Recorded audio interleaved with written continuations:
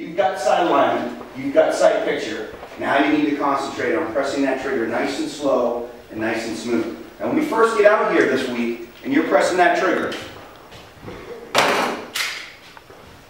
clear? Okay.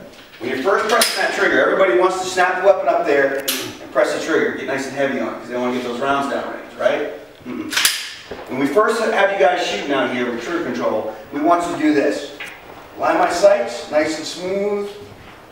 I want to slowly press that trigger. Anybody see my trigger finger moving? No, you can't, right? Now, watch the muzzle when I press that trigger. Watch what Peter's going to do.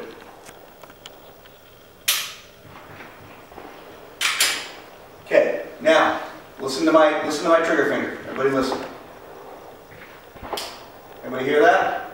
That's what we call trigger reset. Okay? These weapons are designed, they have a trigger mechanism inside. So when you press the trigger, the hammer falls, right? It releases and goes forward, hits the primer. Now, what's the trigger got to do? It's got to reset itself. It's got to set itself up again. Alright? Well, a lot of people, when they're pressing the trigger, they let their finger fly off the trigger, and then they come back to fire that second round, and they're too heavy on it. They do what we call slapping of the trigger. Watch my muzzle when I'm slapping that trigger. What's it doing?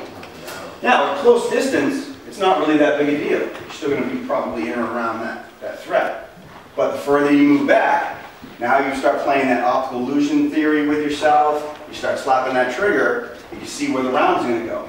This is why people miss, because they're trying to tell the gun to go off when they want it to. I've got that perfect sight alignment, perfect sight picture. I got that natural wobble, and I want the gun to go off because it's lined up now. Notice what I did with my trigger, right? And my muzzle. It jumped and moved forward. We want to avoid that. When the gun goes off, it shouldn't move at all. Nobody saw my trigger finger moving.